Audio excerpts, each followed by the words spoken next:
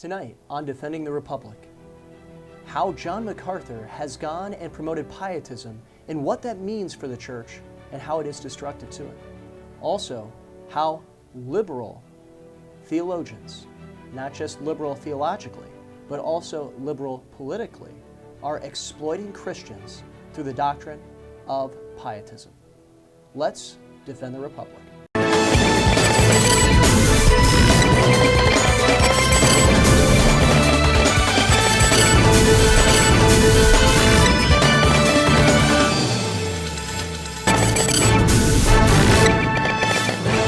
Welcome to Defending the Republic. I'm Pastor Sam. And I'm Patrick Wyatt. And tonight we're going to be looking at this idea of pietism once again, but specifically pietism today. What does it look like? Who's promoting it? And who is exploiting Christians for a political agenda? But first of all, what is pietism? That is the big question. What is pietism? Well, pietism is the idea that Christians shouldn't be involved in politics or the so-called culture war.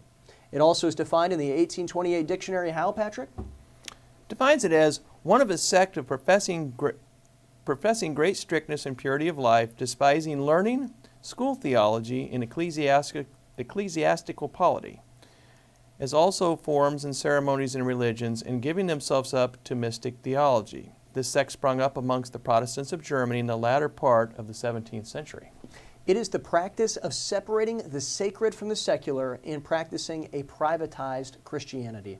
Now, Patrick, this is absolutely widespread today, but where is its foundations? Where does this come from? Where does this idea of pietism, did it just spring up out of the blue, or where did it come from? No, it was actually an organized system, and we went over this in an earlier show. It started. The real history of pietism started with the Desert Fathers.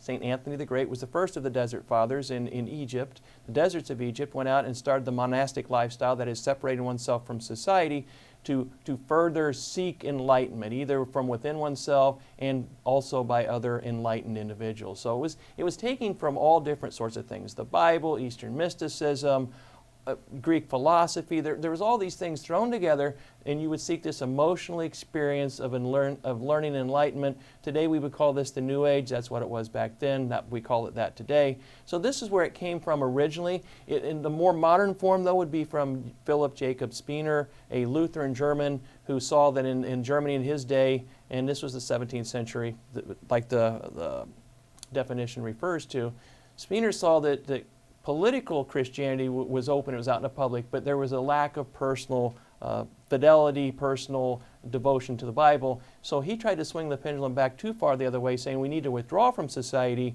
and we need to actually focus only on this sort of our own faith, Christian stuff. And of course mysticism is part of that, even in that pietistic movement then. And then it spread through Germany, and then when some of these Germans migrated to America, it spread into the American church here, and now has come a lot into our society, into a lot of our churches, and it has some pretty big name proponents. Now, that's absolutely right, Patrick, and this is something that we need to understand when we're looking at pietism today. We're going to be looking at just really one big name here tonight, but that's not because he's the only big name, it's because he is the biggest name. But you need to understand pietism is probably in your pulpit. Pietism is probably in your church. In fact, if you haven't gone and really looked at your heart, pietism is probably in your heart. I know that just a couple years ago, I had to go and really examine my heart and start to root out this pietism because it's false doctrine. It's absolutely wrong. It's, as Patrick mentioned, rooted in mysticism. It's rooted in the Desert Fathers. It's rooted in Gnosticism. These are things that are anti-Christian. But pietism today, it is spread wide and it is spread far. But there is one name that seems to rise above the rest in his outspokenness for this doctrine of pietism, and that is a man by the name of John MacArthur. And let me go and play a clip for us, and this is from John MacArthur on the Ben Shapiro Show. A citizen who submits to the powers that be. I am not to be a revolutionary. We don't start riots. That's not a Christian thing to do. We don't even start revolutions, and you could argue about the American Revolution, whether that was actually legitimately a Christian act or not. We don't start revolutions. We submit to the powers that be, and we work to change the culture from the inside, one soul at a time. Now, Patrick, what do you think about that video? What do you think about what MacArthur said? We're not to start revolutions. In fact, you could argue about the American Revolution. You could argue about it, but the bottom line is that the Founding Fathers were right. They were legal and they were just before God in throwing off the tyranny of their day, of a king that would not allow them to worship God Almighty in the way that they preferred, which was orthodox. The king was using the church as a political instrument to control the society and control populations. The founders said, no, we want to be free to worship God in our own way, and we want to be free of the tyranny, these various evil things that this king has put upon us. The proof's in the pudding. The founders were then able to prevail against the superpower of the world at that time. On paper, that would not even have been a match. But somehow, through the providence of God, that the founders did prevail. They got their independence, and God blessed this nation. So yeah, you can try to argue it all you want to, but the very principles that we are to support evil, and we went over this in a couple of episodes prior to this particular show, is not biblical at all. In fact, to believe such a thing is to partake in wickedness itself. Now, Patrick, what side of the argument do you think John MacArthur is on? Do you think because he said, you could argue about it. He didn't go and reveal his hand as to which side he would go and argue. He might go and say, you know what, I'm not a pietist or something like that. But which side do you think MacArthur would argue on?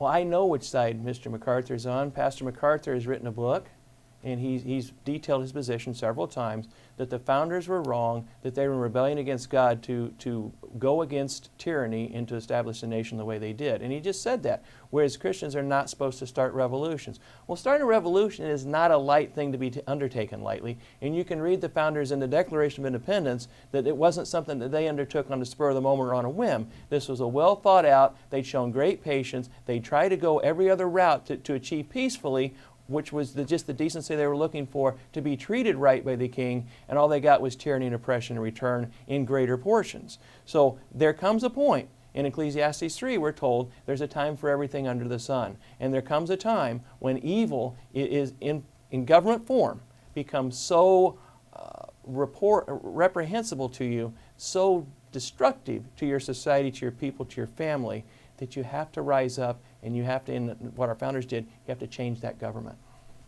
You're absolutely correct there, and we don't have to wonder about where MacArthur is on this issue. As Patrick mentioned in his book, Why the Government Can't Save You, he details several times where he is at. In fact, one quote, he says this: "Over the past several centuries, people have mistakenly linked democracy and political freedom to Christianity.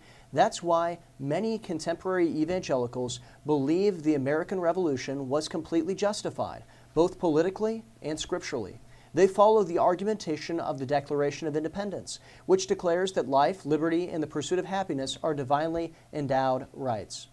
Therefore, those believers say such things are part of the Christian worldview, worth attaining and defending at all costs, including military insurrection at times. But such a position is contrary to the clear teachings and the commands of Romans 13:1-7, so the United States was actually born out of a violation of the New Testament principles, and any blessings that God bestowed on America have come in spite of the disobedience by the Founding Fathers."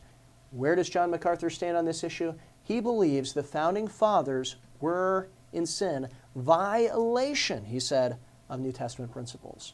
Wow. That lays it out exactly. And MacArthur's not the only one, but he's the big name. He's the one that's put this out. I mean, he's got a book. He was just on Ben Shapiro. So he's actively out there pushing these ideas. And you see these ideas, maybe not as overt as what Pastor MacArthur is talking about, but you see them in churches that refuse to even talk about these issues that's going on in the culture, about abortion, about the homosexual agenda, the sodomite agenda that's being pushed in the churches. Any of these things are not being talked about. They call them cultural wars. We're not to engage in those sort of things. And you see the result of our society. This has been ongoing for years. Okay, so now these aberrant ideas are now becoming the norm in culture, and they're even now pushing themselves into acceptance within the church because there's been no pushback by most of the church.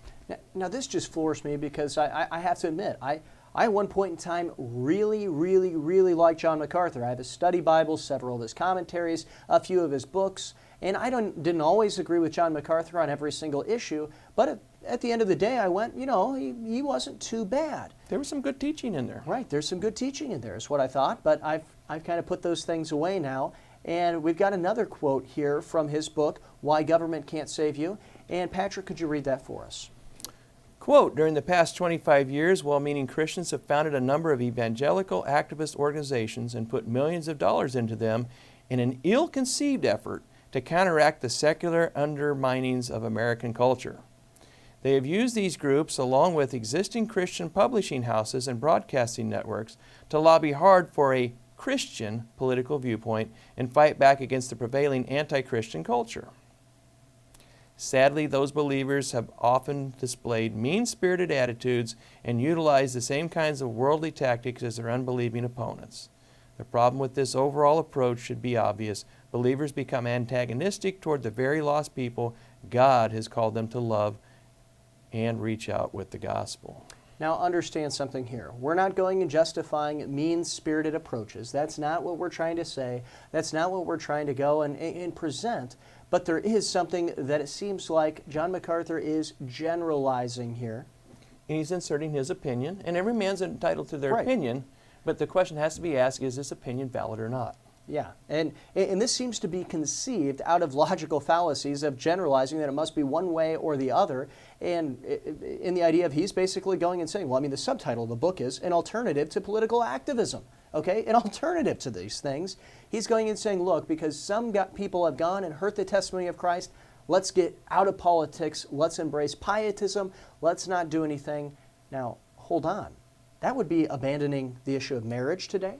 Mm-hmm. This would be abandoning the issue of life today. I mean, there are babies being murdered today. Today, not just babies in the womb anymore, by the way, over in New York and in Virginia and different places like that. They're murdering babies outside the womb. And MacArthur's saying, you know what, let's not have a political viewpoint as Christians. Let's just go home. Let's not talk about these things. How wild is that? The overt movement to suppress the Christian faith, to become officially atheistic, and usually that means you would think that all religions, but it's pretty much just a Christian religion. You can promote Islam, you can promote all these other belief systems, but Christianity you can't promote. So this is where society's going. Satan, of course, is the master of all these things. He likes everything. He would like you to be for anything other than Jesus Christ and a salvation He brings to us. Now, I just got a couple of questions I'm going to throw out here. Should we be antagonistic to those who pervert God's design for marriage? Should we be antagonistic to those who are murdering children?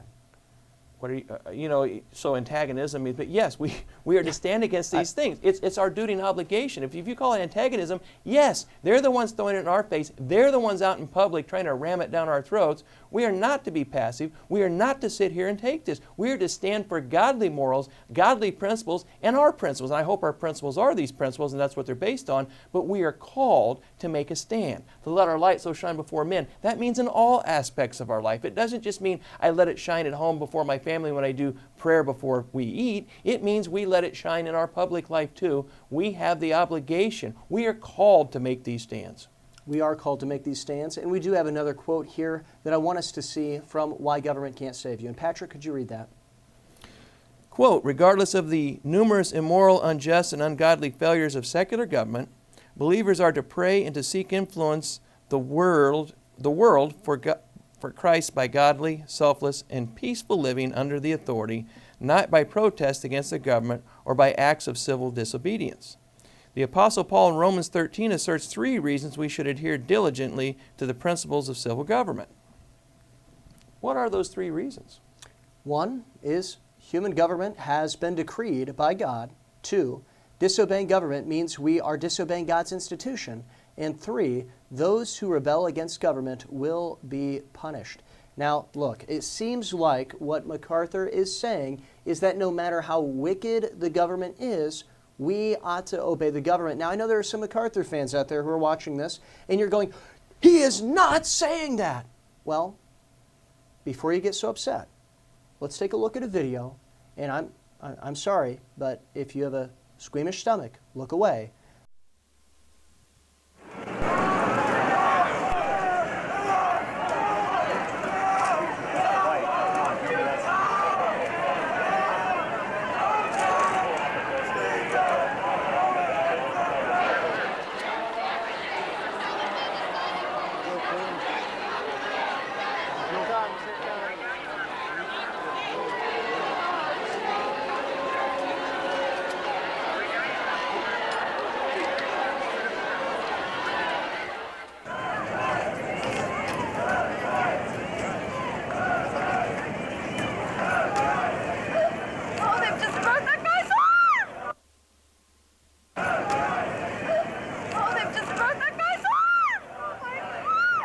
matter? Oh, this person guy. What guys? That guy right there. Oh, my God. You are watching the deliberate and systematic violation of civil rights. This video was taped on Saturday, June 10th, 1989, between 7:30 a.m. and 1:30 p.m. at the Los Angeles Midland Clinic. On that day, these American citizens had their civil rights violated as they followed the teachings of their Christian faith and peacefully sat in front of an abortion clinic to save preborn children from being killed.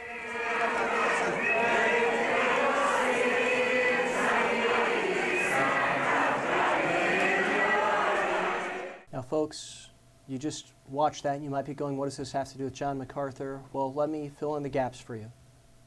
This is an article that was written by the Los Angeles Daily News. And folks, this is heartbreaking. But theology has consequences. Actions are tied to theology. Consider your ways. This is what the article says. The police department's second ranking officer, Assistant Chief Robert A. Vernon, has said in a recent magazine interview that he sought counsel from elders at his church before deciding to arrest anti-abortion protesters who violated the law. Vernon, who himself is an abortion opponent, said he sought advice from leaders at Grace Community Church in suburban Sun Valley before controversial 1989 blockade of reproductive health clinics by the group Operation Rescue. In April 29th edition of Christianity Today, a 170,000 circulated magazine published 18 times a year, Vernon discussed the decision to arrest anti-abortion protesters in an interview about the national debate over the police brutality raised by the March 3rd beating of Rodney King. I think abortion is murder, pure and simple. So my problem with Operation Rescue's tactics, Vernon said in the interview. 2.5 years ago, when I knew Operation Rescue was coming to our city, I went to my board of elders and asked for their counsel. They said they believed the tactics used by rescue participants of violating the law, resisting arrest, and then lying about their names were wrong. And the police department was correct in enforcing the law. So that is the posture I took, he said. Vernon acknowledges seeking biblical counsel from Grace Community Church, Pastor John MacArthur, and other church elders while praying with them and examining the Scriptures. Folks, this is heartbreaking. But this is why doctrine matters. This is why it is vital that we understand Pietism is wrong, because this is the logical conclusion of Pietism. This is exactly what MacArthur was saying in his book, Why Government Can't Save You. No matter how unjust they were, no matter how unjust the government is, we have to obey them, is what he says. Folks, you just saw a man have his arm broken for simply staying in the gap, trying to save children's lives. Whose blood are those children's hands on? The man who had his arm broke, or the pastor who advised in that way? And we're not implying that John MacArthur said, or anybody at his church said, to go out and break people's arms and drag them away. This is the tactic the police department used at the time. It was something to do with pain control, they called it, or pain management, where they would inflict pain to get compliance. Well, these people weren't actively resisting. They were sitting on the ground. You notice these officers came up and started twisting their arms, and in an instance of the one gentleman breaking his arm, and to move these people away. You could tell they were using pain. These people were complying anyway. I mean, they grabbed them and they got up and went. So the point is not that MacArthur said, go break their arms. The point is that MacArthur said what these people are doing is illegal and they should be arrested. So you see how Pietism, as we just saw, has consequences. You give those orders, and then the secular people like this man, he says he's against abortion too. Well, what are you doing out there? You should be sitting there on the sidewalk with people. If you believe abortion is murder, and yet you're taking away the people that are protesting the murder that you claim to be, what does that say about that gentleman's faith? And he's going to this church, he's learning under this system. It's a sad commentary on what's being taught in that church. Your actions prove what part of your doctrinal statement you actually believe. That is something I preach all the time, consistently preach it, will continue to preach it because it's true. Your actions prove what part of your doctrinal statement you really believe. Did John MacArthur save lives? He sure didn't help it. But let's read something that MacArthur did say. in, once again, his book, Why Government Can't Save You, he said this: "Be subject to," in Romans 13:1, is from the familiar Greek New Testament term, hupotasso, which was primarily a military word that denoted soldiers ranked under and subject to the absolute authority of the superior officer.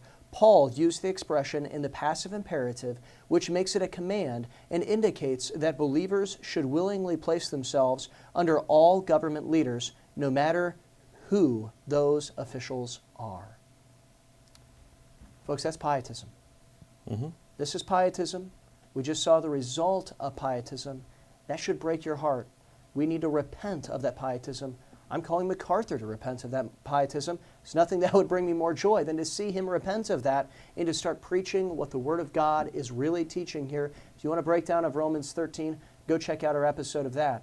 But what we want to also touch on today isn't just what these leaders are doing in the negative side, but also how liberal leaders are going and taking this and running with it and using it against us. In fact, there's a specific group, the Gospel Coalition, or as I like to call them, the Apostate Coalition. They use this. What are some ways that they use this here, Patrick? Well, they'll tell you that since we shouldn't be, and they know the audience they're talking to. So, for instance, Russell Moore, who's head of the ERLC, that's basically the public policy portion of the Southern Baptist Convention, who also sits on the board of directors of the Gospel Coalition, and these other Gospel Coalition people, and you should know who these people are if you don't. So what they'll say is something like this, that we as Christians, maybe in the case of an election, let's use the last election, Donald Trump, that we shouldn't vote for Trump, and we shouldn't vote for Hillary either. So that doesn't leave a whole lot to vote for. So we can't justify, or maybe we should vote for Hillary because Donald Trump is somehow perverting the Christian faith. We got Christians that are going to vote for him. Realize the audience these people are talking to. They're talking to Christian conservatives who more typically will vote for the Republican candidate. So if you can get those people to go sit down, who benefits from it?